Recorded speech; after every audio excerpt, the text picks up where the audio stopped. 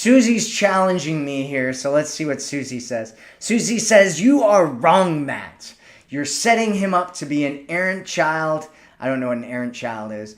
And you're making, maybe you're talking about like an errand boy, and you're making these women into their teacher or their mom, which is sexually depolarizing. That is not true. That is not what we're doing at all.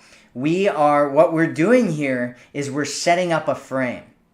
You're creating a frame which says, hey, if you want to... See, here's the problem, Susie.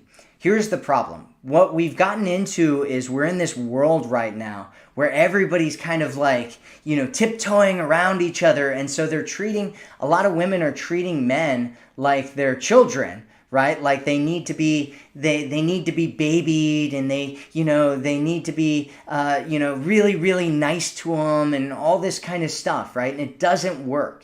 It doesn't work for men. It doesn't work for women. It doesn't work for relationships.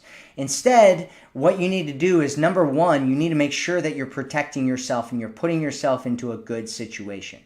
And if you're not doing that, if you're not protecting yourself, if you're not putting yourself into a good situation, a man's not going to be really interested in you. He's not going to want to live up to your standards. You have to have standards, and you have to value yourself, and you have to have boundaries and all that kind of stuff. And all we're doing here is we're communicating those things. If he doesn't believe in his value, what's going to happen is, he's going to become an errand boy, and he's going to act like a child, and you're going to lose interest in him. That's what's going to happen, right? Because what you want is, you always want almost an even level of power, right? Or an even level of value, right? You want to just be, until commitment, you want to just be a little bit more valuable than him, have a little bit more power in the relationship than him. Because if it gets like this, where you have all the power in the relationship and he has none, and he's running around and he's your errand boy and he's doing everything for you, and he's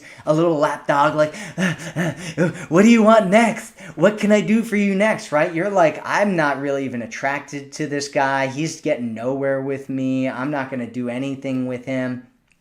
And eventually you're just going to lose interest and disappear, right? But he's going to be incredibly attracted to you. However, if it's the opposite way, right, where you have no power, you have no value, and the guy has a ton of value, what's going to happen then is that you're going to be working and trying to prove that you're the right man for the right woman for him, and he's going to be like, I'm not really sure that I'm really into this woman at all, right? But I want to hook up with her. And so he's going to settle for a hookup situation. You're probably going to settle for a hookup situation. He's not going to be all that attracted to you. He's not going to look at you like you're different and special and unique and somebody that he really wants to be with long term. And so my suggestion is that you make sure that you're in a situation where you're communicating your value to a certain degree, just, enough that you're challenging him,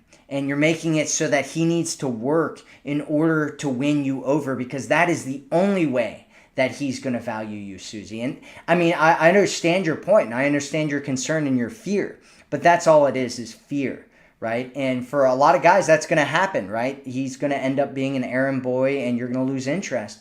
But you don't want those guys anyway. You want a man who's got a backbone. You want to get a man who values himself, who's masculine, who wants to work to win you over, but who also is not completely sure about you yet and all that kind of stuff, right? That's the kind of guy that's a high value man that you want. And so I'm teaching you how to communicate with one of those kinds of men in a way that's really, really attractive, and that will be challenging for him, and it'll make him smile, and it'll make him think, oh, this woman is different. She's different, and she's unique, and she's special, and I want to win her over, right? And when he starts thinking that, that's when he's going to start feeling more attracted to you. That's when he's going to feel like you're different and special and unique. That's when he's going to feel like you're somebody that he can actually fall in love with. And that's when he's going to feel like you are somebody that he doesn't want to lose. So I hope that answers your question there.